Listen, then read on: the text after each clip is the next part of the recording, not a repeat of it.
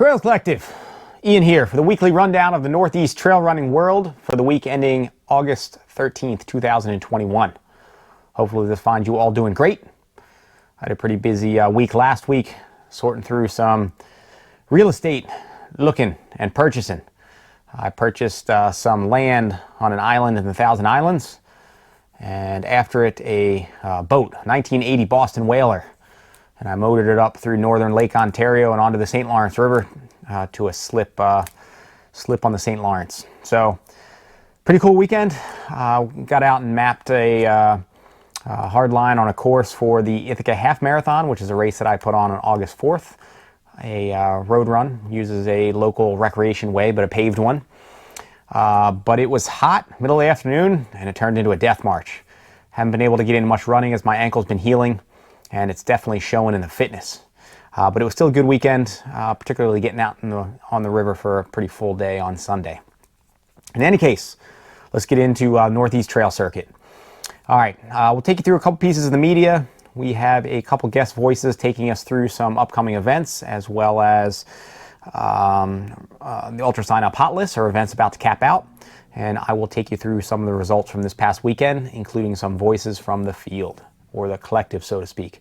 Always appreciate you reaching out with any interest in things that we could be plugging here, whether it be trail work parties, whether it be events or races. If you have one in your own lineup and want to do a clip for it, reach out. If you're an RD that puts on a race and you want to do one, or you have somebody that would have a good story to share, let me know as well. And I was thinking it might be fun to start weaving in some clips of just people sharing some trail stories. So I may get into that next week, as I'll be on vacation the next 2 weeks coming up, but I'm still going to try to do weekly rundowns, and maybe I'll plug it next week. All right, so let's get into a couple pieces in the media. Scott Jurek headed south now on the Appalachian Trail, working on a southbound supported FKT yet again. At the time of filming, he's closing in on New Hampshire. He set off on Wednesday, August 4th at 7:30 a.m. from the northern terminus, supported by the men's southbound supported FKT holder, the speed goat himself, Carl Meltzer, as well as his wife, Jenny, who I know from my time living in Seattle, as well as their two kids. And then another friend of mine, Luis Escobar, on his feet as well as behind the lens. Luis is a photographer, but I also met him through pacing him the first and the third year of the Hurt 100 out in Hawaii, which is where I was living at the time. Pretty cool experience, and hopefully that is an awesome crew out there supporting Scott. At the time of filming, he was making his way through the southwest portion of Maine and closing into New Hampshire. And you can track him at somewhere.co /app/tracking, and you can find the direct link at the iRunFar article on it from a couple days ago. Something else coming up I just caught, there's some trail work going on in Buffalo, New York, in case you are out needing some volunteer hours or just want to support some of the trail work happening in the region. This coming Saturday, they're reopening a long closed section of the Finger Lakes Trail located just north of Ellicottville, pretty cool part of the world. And yes, you can check it out. It's taking from a friend's post on a Buffalo Facebook page. This same section, they shared a post from Foothills Trail Club on recently. But a roving trail crew from the Finger Lakes Trail Conference will be in town to work on it, so it will actually happen this time. You can email events@fingerlakestrail.org with any questions, and we'll plug the link for the event. All right, let's get into this week's first guest and the UltraSignUp Hotlist. So I'm going to turn it over to an acquaintance I've just met through the Trails Collective, the co-RD of the Swamming Shuffle, J.D. Huller. Take it, JD. Hey, good day. For those of you who wonder, no, I'm not Ian. I did not cut my hair and all of a sudden get better looking. My name is James. I'm co-race director for a run called the Swamming Shuffle 200 out on the Outer Banks. Ian and I spoke this week, and he gave me the privilege of speaking to you about our race and why it's important to us and why you want to be involved with it, as well as shaking things up a little bit and let me do the UltraSignUp Hotlist for this week ending 13 August 2021. So with that, I'll get started on the hot list, then I'll talk about my race, and then I'll throw it back over to Ian to get done what he needs to get done. First thing I'll talk about is is up in Maine. It's the Bold Coast Bash. the Bold Coast Bash. It was canceled in 2020 due to COVID. They reopened this month. They reopened registration for this year to be run on 14 November. But what you need to be aware of, man, is you've only got 8 spots remaining for the 30 miler. 8 spots remaining for the 30 miler. 10 miler sold out. 20 miler sold out. 30 miler has 8 spots remaining. It's a truly beautiful course. Runs along the rugged far northeastern coast of Maine. It looks absolutely amazing out there. But if you want in, you gotta go quickly to get one of those last 8 spots that are remaining. Next one, we're going to move to Pennsylvania, my home state where I grew up at. Some gorgeous running out there in Pennsylvania before I retired from the Corps down here in North Carolina. But some amazing runs in Pennsylvania up there, man. Some great places to run. The run I'm going to talk about today is the Red Barn Challenge, 6, 12, and 24-hour event. Red Barn Challenge, 6, 12, and 24-hour event. It'll be run on 1 October in Likens, Pennsylvania. 1 October, Likens, Pennsylvania. I used to laugh at these timed events, 6-hour events, 12-hour events, 24-hour events. I used to laugh at those, think they were a joke, until I ran my first one. And I'll tell you, they're absolutely amazing. The family atmosphere just seems to change. The atmosphere around these events, man, it's like a party with a little bit of running involved. But it's a really great time. If you're just a trail runner that has not ventured to longer distances, this is a great way to introduce yourself to it, because just run whatever amount of miles you can within that time frame. There's no set anything other than running within that time frame. So a great event. As of this morning, there's only 1 spot available though. As of this morning, there's only 1 spot available for the Red Barn Challenge. So get in while the getting's good. Hurry up. Don't miss your chance. Don't miss your spot. Get in and go do it. We're going to move a little bit further south now. Talk about the next race, which is the Iron Mountain 16, 30, 40, and 50. 16, 30, 40, and 50. So 4 different opportunities, 4 different options for you distance-wise. The Iron Mountain 16, 30, 40, and 50. This one will be run on 4 September. 4 September. Time's coming close, man. 4 September, Damascus, Virginia.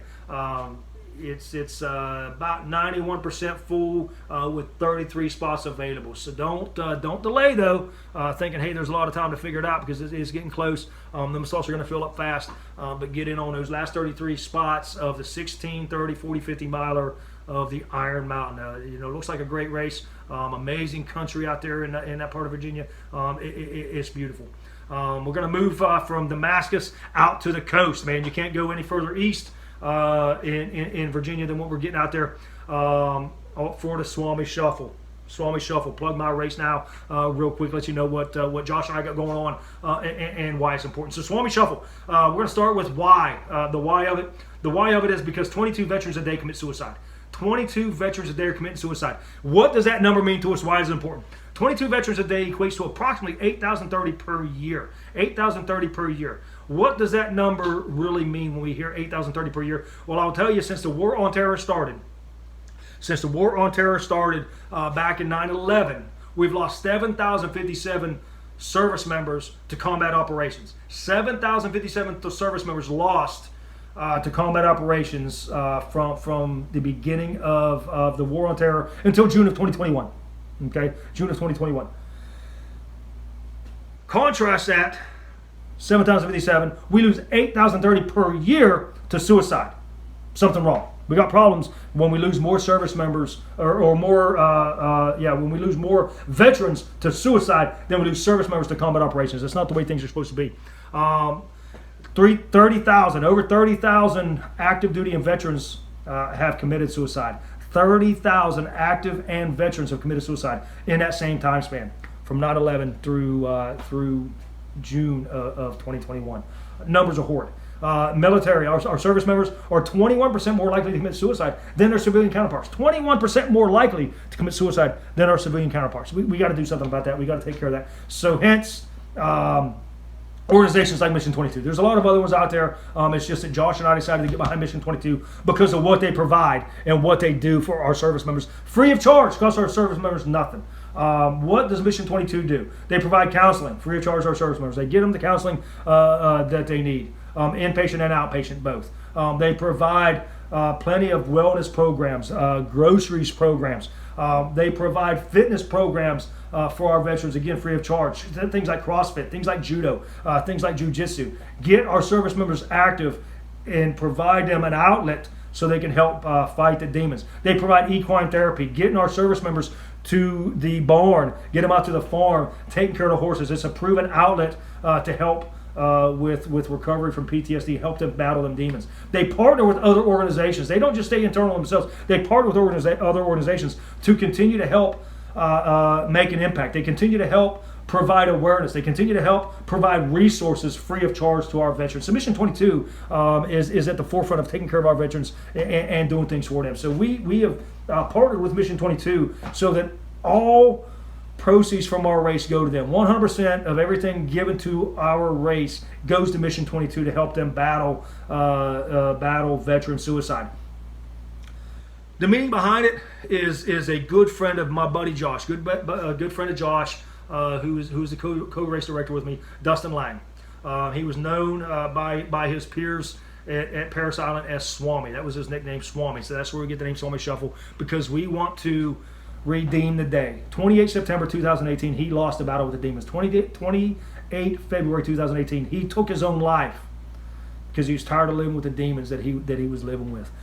So last year, 2020, we started the race on 28 February to redeem that day for Dustin, to do it in his honor, and a way to give back to help other veterans so they don't become that statistic. So where is it? What is it? So the Swamming Shuffle 200 is a 200-plus mile race. One of the runners last year came in and said that when she mapped it, it came out to 222 miles. Amazing, that 22 out there. I love that number. It has such significance. But it's 200 miles. Run on the Outer Banks. We start in Sandbridge, Virginia. Sandbridge, Virginia. The community is amazing. The Sandbridge community has embraced us. Come out and met us last year. We had being brand new, and there was tons of people out there, to include the Medal of Honor recipient, Navy Medal of Honor recipient that was out there to join us. It was surreal. It was amazing. It starts in Sandbridge, Virginia, runs down the coast to Cape Hatteras, North Carolina. You turn around at the lighthouse, get your photo op, and then come on back up to Sandbridge to finish it. Word of caution for you, while it runs through a lot of those beach towns out there, through North Carolina, you got the beach towns. You got to keep in mind that there's 2 or 3 stretches that are 20-ish miles without aid. The first 23 miles are run on the beach. We leave Sandbridge. It's all beach until you get to Corolla. I believe it's Corolla, North Carolina.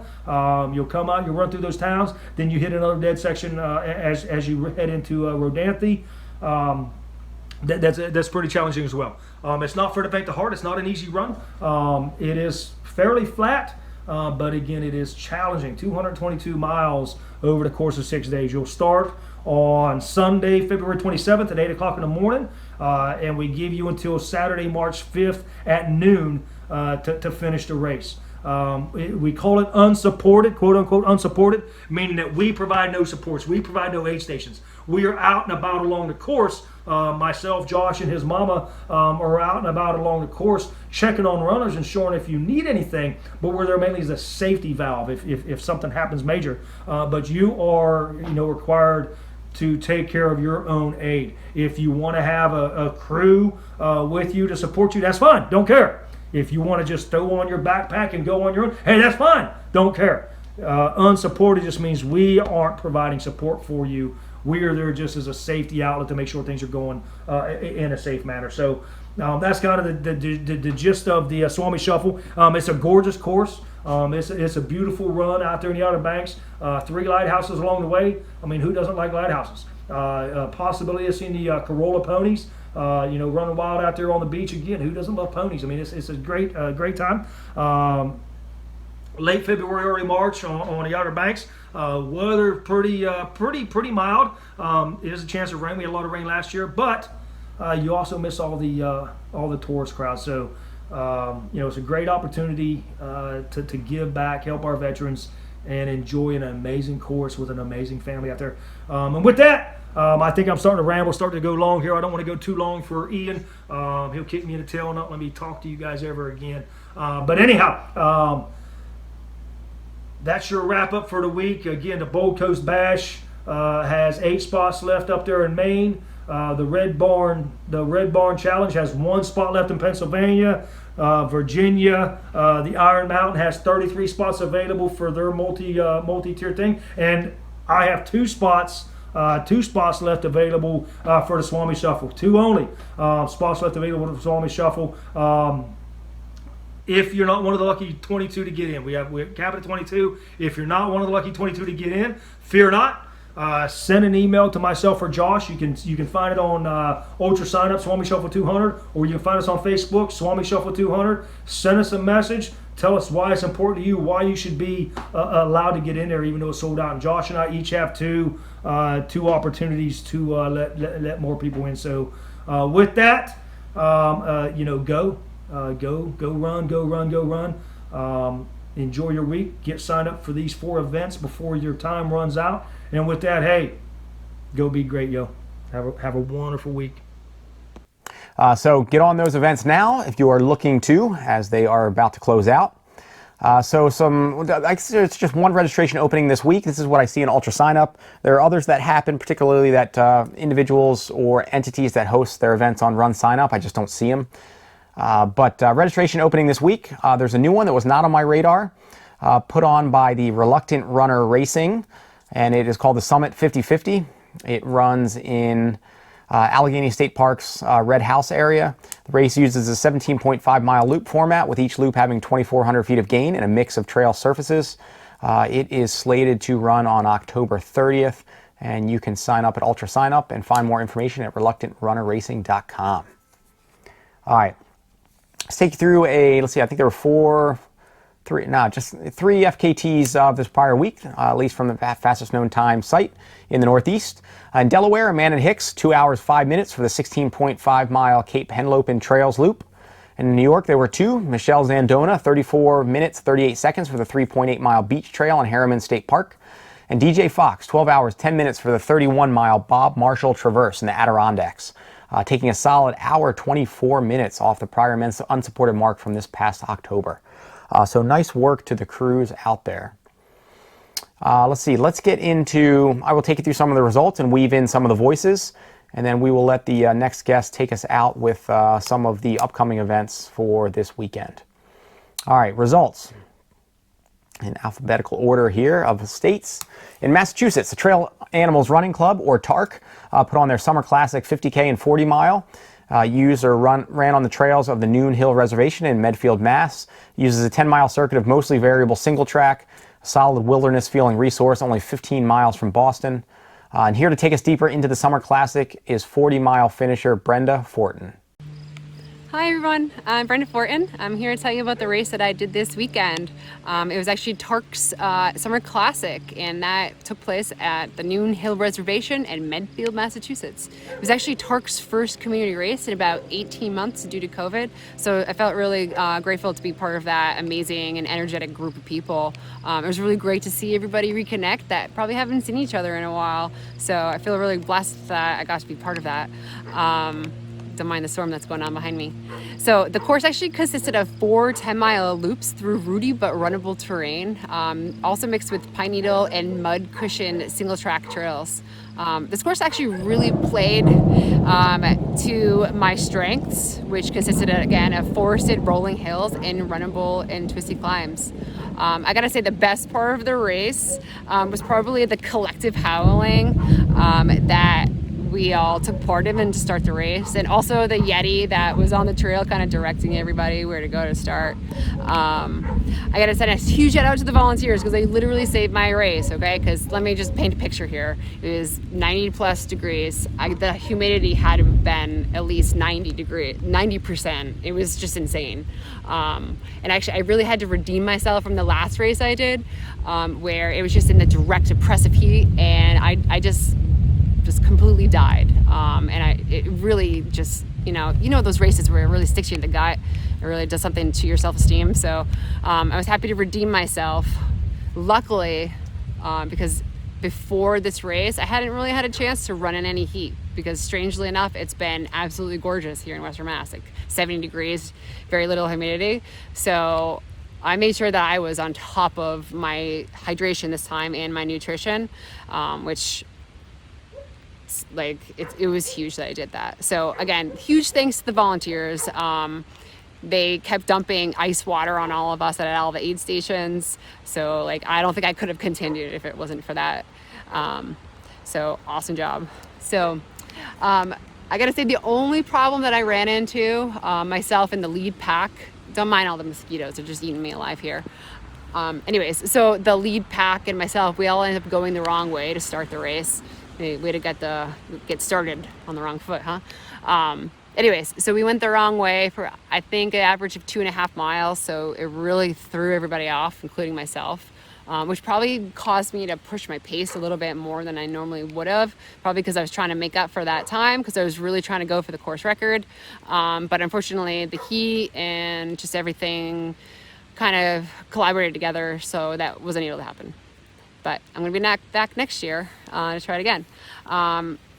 Well, despite going 2.5 miles out of the way, I ended up finishing first female and second overall, which I didn't know. Like, I was so thrown off by going the wrong way that I had no idea what place I was. So I was just like, I'm just going to keep chugging along and, see what happens. I was probably on the 5 miles from finish, and they were like, hey, there's somebody in front of you. It's only 10 minutes ahead. So I was like, oh man. They also told me it was female, which I was like, oh my God, that's scarier than there being a male in front of me, because, we know how we are. But like, we know that we're ahead. We're going to keep plowing ahead until, anyways, getting off track there. Yeah, it was a great experience. And I'm really happy to have run it, and I'm really looking forward to running Twisted Branch next weekend, because this race was a progression race for Twisted Branch, and then Twisted Branch is a progression run for the 100-mile race that I'm doing in October, which is called the Mid-State Massive. I'm also doing Barkley Mini or Barkley Fall Classic in September, which I'm really psyched about too. So yay. So again, thanks to the volunteers and the directors of the race. It was an awesome day and an awesome course, and I really look forward to coming to do it again. Bye. So thanks, Brenda, for that clip, and good luck in Twisted Branch on deck. All right, moving on to New Hampshire. The Ragged 75 stage race and 50K ran. Ragged had another, and was put on by the crew at 6:03 with Tom Hooper at the helm. Looks like they had another solid running. I think the numbers continue to grow for Ragged. Looks like they had a beautiful day. Albeit it got pretty hot. I think Tom said the temperature projection was maybe in like the 70s, and then it got up into, I think, mid or upper 80s. So definitely a hot day out there for a really tough course. The event also played host again to being the USATF 50K Trail National Championship, so it draws some more, national awareness and entrance. So it had a pretty fast front end on the men's and women's sides or fields. The 75-mile stage race went to Justin Newman and Kate Kretschmer, taking the overall wins for the men and women. And then for the 50K championship race, David Sinclair emerged on top in 4:26. I think if I remember right, David is from Truckee, California, but with roots maybe in Vermont, if I'm remembering that right. He emerged on top with a time of 4:26, 9 minutes shy of his course record mark from 2018, but considerably quicker than his mark from 2019. So nice work, David. For the women, Kimber Maddox took the win. Kimber is from Bend, Oregon, where I lived prior to returning to Ithaca, New York here. Took the win in 5 hours, 19 minutes, 8 minutes shy of Casey Enman's course record time from 2018. Casey was in the mix, but after a missed turn mid-race, ended up fourth.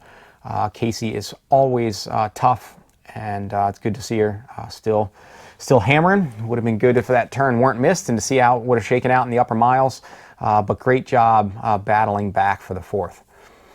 You can check out the American Trail Running Association's write-up of the event. We'll plug the link at trailrunner.com, and we will also plug the link to results.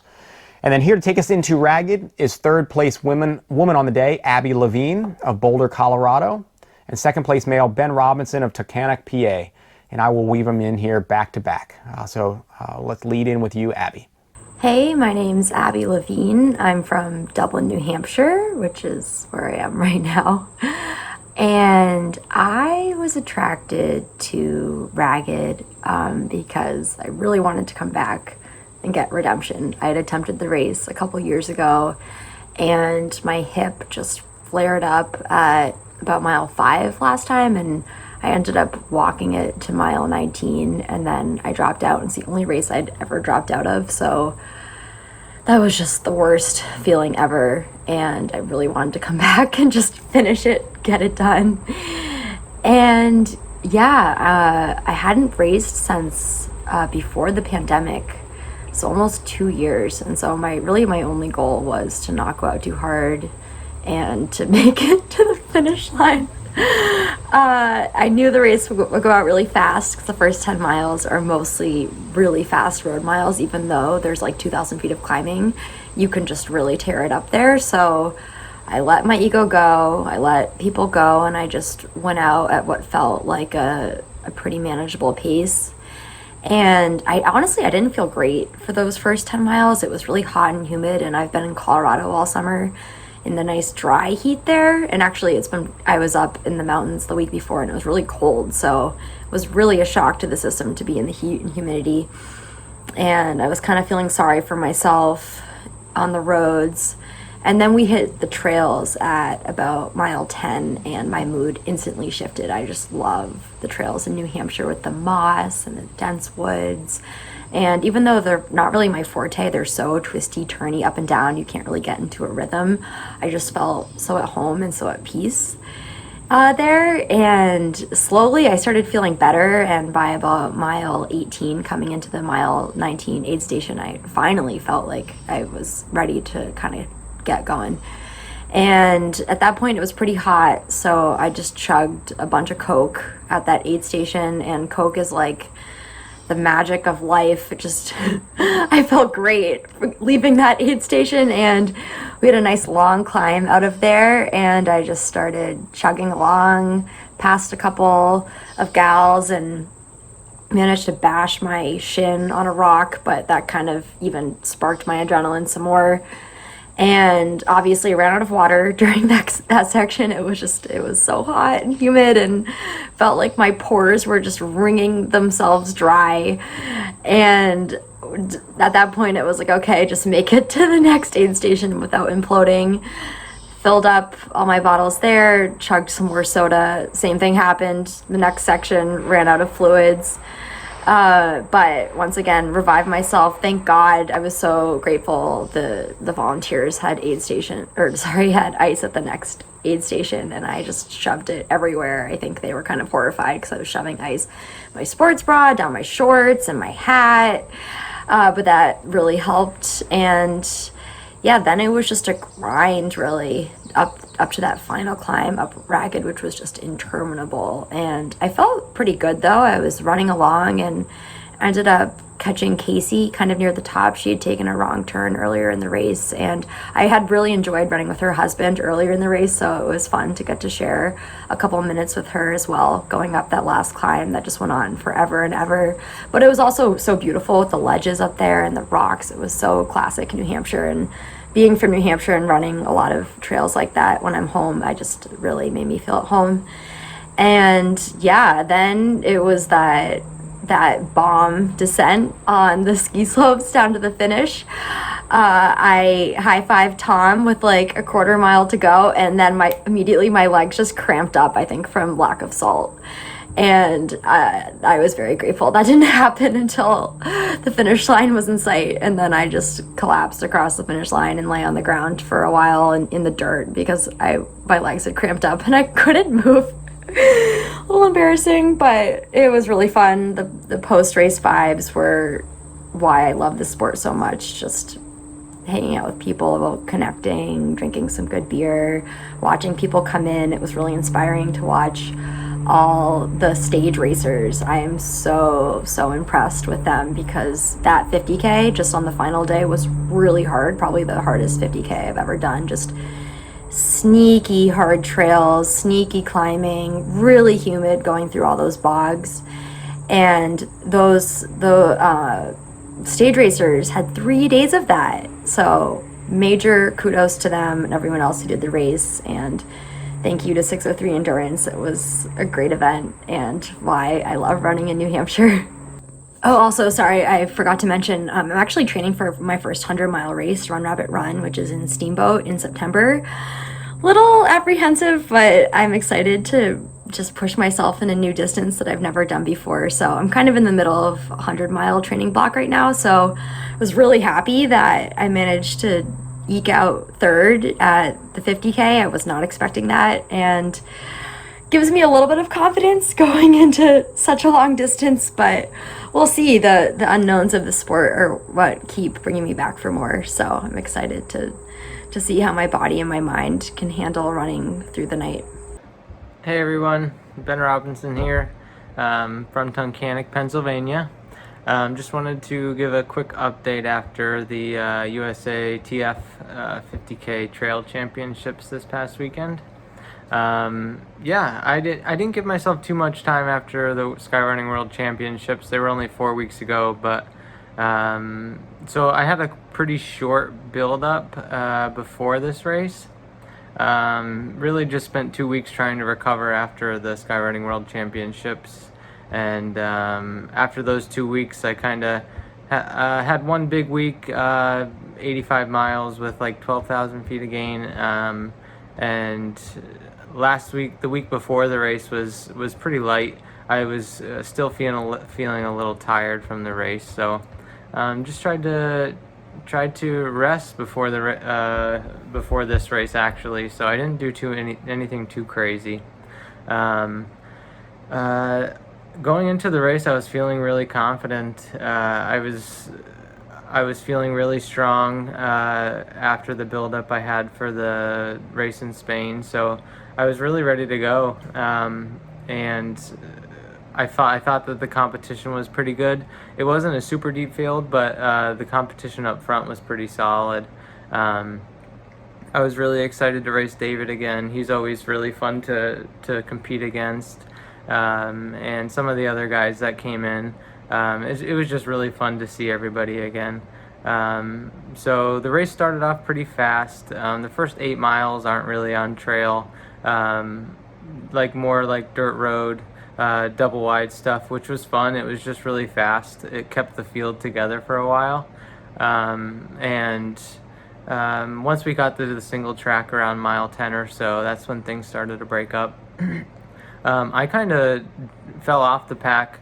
I was having some stomach issues early on, so I fell off pretty early, and the second half was when I really had made up some ground and picked off some folks. I was kind of working up the whole second half, I felt. I wish that I were able to go with David and Morgan when they made the move, but I'm happy with the way that it turned out, because I kind of like being the hunter anyways. Yeah, so the second half came. I passed Morgan going up one of the bigger hills in the middle of the second half of the race, but middle. And that was when I was in second, and I was feeling really good at that point. Coming into this race, my coach and I talked about a new hydration strategy. I think that played out really well, because it got really hot the second half, and everyone that I was talking to afterwards talked about cramping, but thankfully I didn't have any cramping from the heat. I feel like I handled the heat really well this time.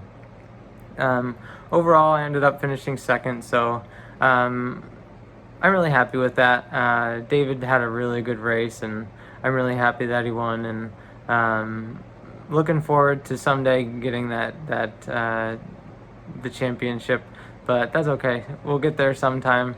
As for the rest of the year, I'm not sure. I'm getting married in like a week, so it's coming up really fast. So I'm signed up for Broken Arrow. Maybe I'll go out to that in October. But the next really big race is Bandera 100K in January. So other than that, I'm not sure yet. Maybe go after an FKT on the East Coast here this fall.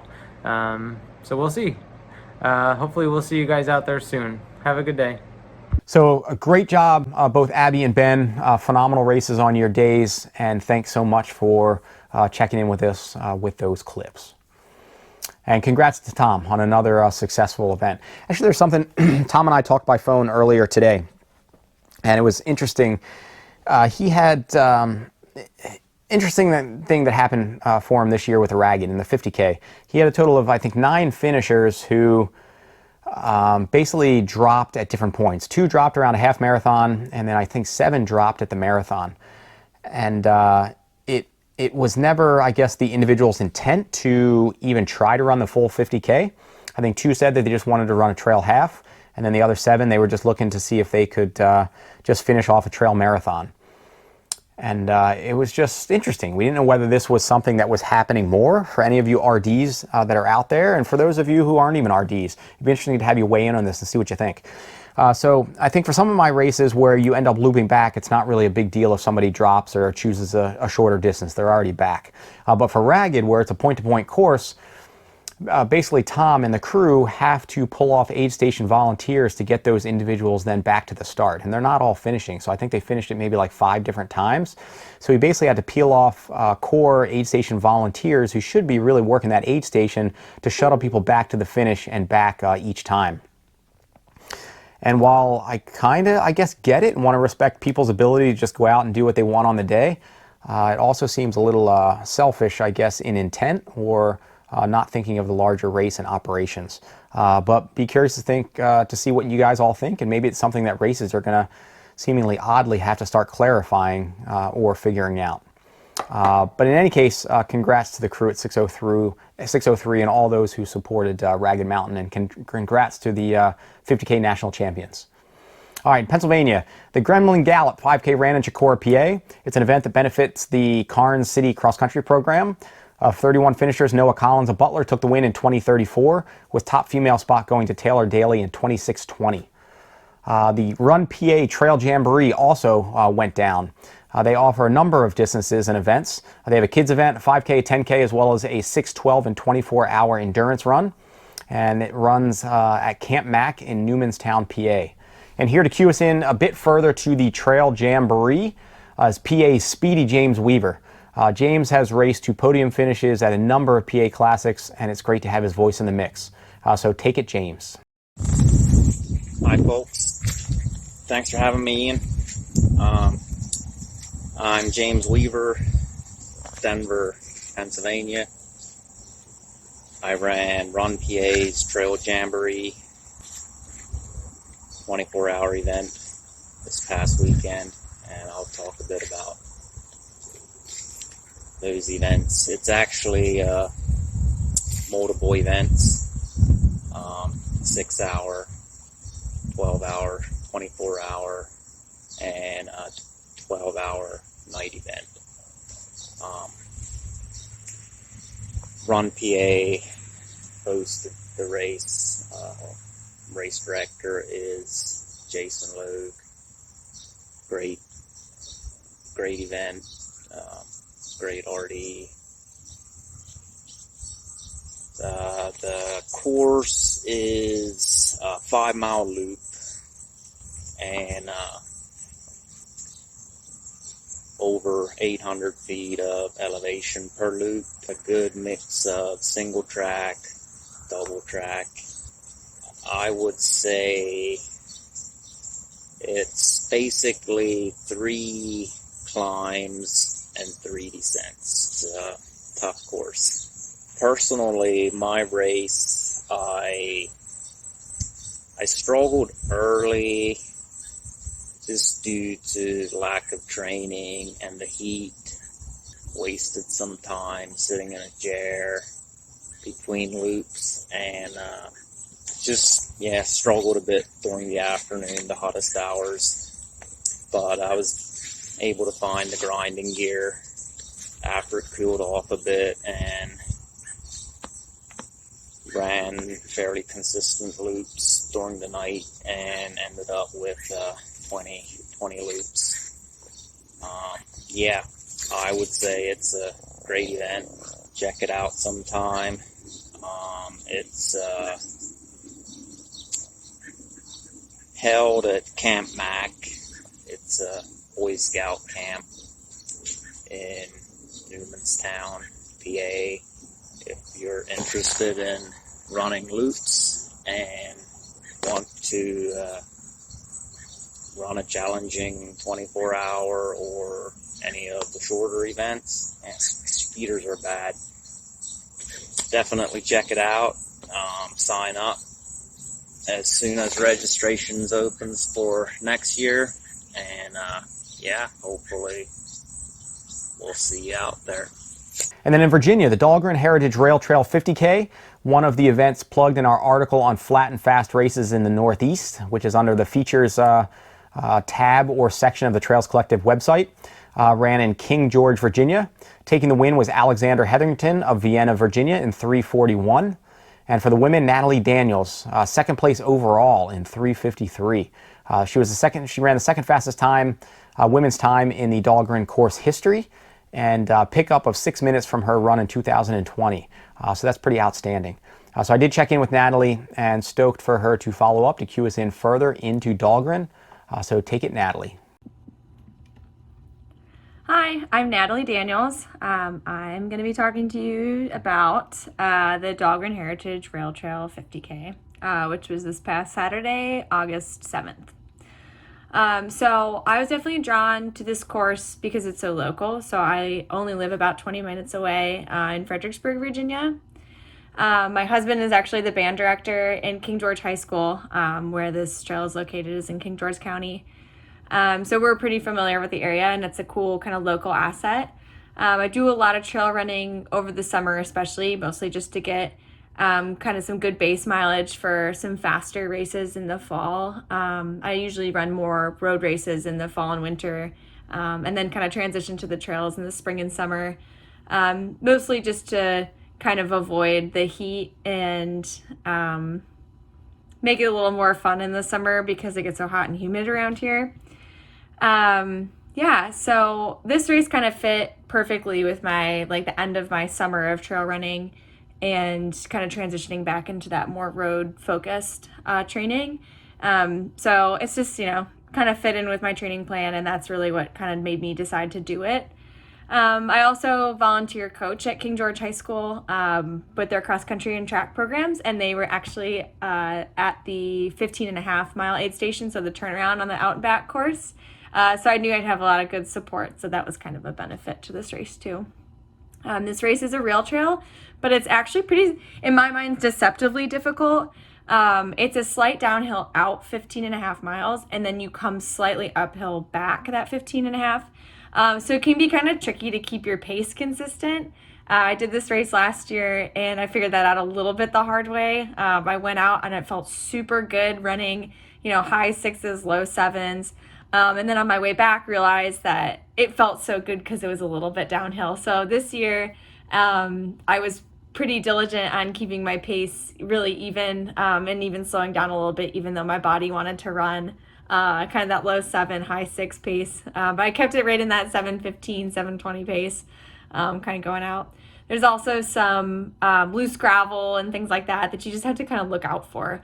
So you can't just kind of immediately get lost like you would on a trail, more like the, if you're familiar with it, the C&O Canal Trail in the DC area, where it's real smooth and you can just kind of lose yourself in it. It's very scenic though, a lot of good kind of views of the wetlands and a lot of farms. So it's a great community asset, and it's a place that I really love to run. And it's the organization that works on the trail, the Friends of the Dahlgren Heritage Rail Trail, does a really, really good job maintaining the trail and kind of promoting it. So I honestly went into this race just kind of excited for the challenge of the distance and to just kind of enjoy trail running and capping off the summer. We got married this summer in June, so I was running a lot of trail miles, but I wasn't really training for anything. It was more just kind of for fun. Wasn't really focused on building, doing the kind of long continuous distance that you would think of for training for a 50K. I really just wanted to kind of go out and do my best and enjoy the day and celebrate the community. So at the start of the race, the weather was humid, but it was cool. So I had a lot of good feelings about just kind of what my performance would be. My legs felt good, and it was great. I kind of started out running, like I said a little bit earlier, making sure I was kind of maintaining my pace and not getting too swept up in that sort of long downhill, so that I would have something to give sort of on the return. Around mile 5, I was sort of sitting in about maybe 5th or 6th place, but I just felt kind of good, so I picked it up a little bit. I think my first few miles were in the 7:30, 7:40 range, and then picked it up and kind of pulled away and didn't really know what place I was in until I got to an aid station and someone said that I was in 2nd overall. At that point, I guess I could kind of just barely see first place in the distance, so it was pretty motivating. And then at the turnaround, I was only about like 5 to 7 minutes behind first place, and so I saw the team that I volunteer coach with, and they were all screaming and really excited, and were like, "Go for it! You know, go for the first place guy!" So that motivated me for sure to pick up my pace a little bit, but I, after mile like 18 or 19 or so, I never saw him again. He was totally gone. But then I looked at the results and he like really stepped it up and ran an awesome second half of his race. So that was cool and it was motivating. So it kept me kind of focused on getting to the finish line strong. Around mile 21, it started to rain really hard. And I, of course, trusted the weather forecast and not my instinct and didn't wear a hat. So I was constantly trying to keep my contacts in my eyes. So just looking down a lot and kind of rubbing them. But I was okay. Like I was in a nice rhythm and that was really my only kind of scary moment where I was like, oh no, I hope I don't lose a contact and then have to like slow down or walk so I don't trip and fall. I really kept expecting to kind of like feel tired or feel burned out, but I kept up a really good pace and like super even, one of the most consistent race paces I've ever run, which was cool. So I kind of got to that finish line and I'm a little motivated now to do another like maybe another long 50K or a trail marathon or something in the fall. So one of the cool things about this race, and I know I've kind of mentioned it a little bit, but this race is a really good celebration of our community, kind of in the Fredericksburg, King George, Rappahannock region of Virginia. The trail is a really great asset. You know, it's well maintained, it's well loved by the community. Arsenal Events, who put the race on, is such a great group, like super locally invested, always puts on a really, really good event, super energetic about the running community. And then there's just a lot of local faces that show up at this. There's a lot of people who are local to the area who run it, and it's a big goal race for them. And then you have a lot of volunteers who are active kind of in the area, and it's neat. It's kind of fun to see some familiar people come out and kind of celebrate this kind of fun event. It's low-key enough that it seems like all paces are comfortable showing up and really putting forth a good effort.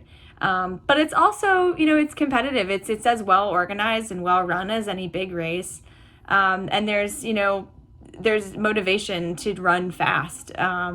People, I think the course record on this course is like 3:39 for the women, which is amazing. So there's definitely kind of, you can see a wide range of runners show up, and that makes it, you know, a little more fun to see, you know, to have people cheering for you on that out and back, and to be able to cheer other runners on is really cool. Then I think my personal favorite part of this race, we are frequent patrons of a brewery called Highmark Brewery here in Fredericksburg, and they are the beer sponsor of this event. So you get to cross that finish line, and pretty much immediately at the end, maybe like 5 steps off the course, is the beer tent. And there's pretty much nothing better than pouring a Highmark IPA at 11 o'clock in the morning after you've run 31 miles. So it's pretty great. We joked a little bit actually briefly that morning because my husband and I went to Highmark the night before, and we talked to the bartender, and I told him I was doing this race. And he laughed because he was like, aren't you supposed to be like relaxing or something? And I was like, aren't you, you know, sponsoring this race? Why don't you want me to drink your beer the night before and carb up? So I definitely think that helped me run well and helped me run fast. So I will always plug a good pre-race carb beer. So. All right, so next segment here, we are going to run you through some of the upcoming events for this upcoming weekend, as well as one on deck from Conquer the World racing. And so this week's guest for the upcoming events section, I am going to weave in Stephen Estremara. So take it, Stephen. Hey everybody, my name is Stephen Estremara. I am the president of CTW Endurance, Conquer the World Endurance. We host races here in the Northeast, mostly in the Hudson Valley. And we have an upcoming race, September 18th, 19th. We have the second edition of our Pauling 24-hour trail running festival. We put on the first edition during COVID last year very successfully. So this is the year we're hoping to be a little bit bigger. The event will entail a 24-hour, 12-hour, 6-hour, 3-hour race on a 1.7-mile loop that is a mix of pavement and trail looping around a beautiful lake in Pauling, New York. So if you're interested, feel free to register. Registration has been open. It's still open at UltraSignUp.com. I would also like to introduce some other great races coming up this weekend. On August 13th, we have on the Baker Trail, the Naylor Mill Trail 7K in Salisbury, Maryland. With this one, you have to choose between being on the bacon, scrapple, or veggie teams. Though it's most likely that the bacon team is obviously going to win regardless because bacon is always the best. The crew advertises it as the toughest race on the Delmarva, and it's hot, humid, and the trails never seem to end. And with a ton of bacon for the eating and the winning, you can't lose in this one. Coming up on August 14th, we have the Jarman's Invitational Marathon and 30-miler in Crozet, Virginia. It's an amazingly wonderful event up and down Jarman's to both crush and bring it into a pretty sweet trail running community. There's also the 6 hours on Lover's Lane in Chester, Vermont, making use of a mixed trail 2-mile loop and an all-comers vibe to it, which sounds pretty sweet. Also, to wrap up for the weekend, there's a soupy 7-hour summer self-supported endurance race, making use of a 4.43 mostly single-track loop out in Williamsburg, Virginia. So some great races coming up this weekend. Feel free to check out our race, ultrasignup.com, the Paul Running 24-Hour Trail Running Festival. And now I'm going to send it back over to you, Ian, for this week's rundown. All right, so that covers our week in Northeast trail running segment. I do really appreciate all of you for tuning in. At some point here, I will try to find the time and the bandwidth to be turning these episodes into podcasts. I know it's not always easy for people to tune in to the YouTube version, and I know that people do want to support us. I just haven't had the bandwidth to do it. If there's any of you out there that have a few minutes each week to do that for me, that would be awesome. And I think that friend Ellie, who started some of the work with us at the beginning of the Trails Collective before she headed back to school, started that. So I think we have the framework. I just need somebody to make it happen because I haven't been able to yet. So reach out to me if you can help us do that, and we can start getting that out there. Otherwise, thanks for tuning in. Thanks so much for liking it. Thanks so much for sharing on not only your own pages, but if you've got the moment and the energy to plug it on some of the other larger Facebook groups, I very much appreciate it. So I hope everybody has a great rest of your week coming up and weekend ahead, and I will check in with you from vacation next week. All right, until that time, see ya!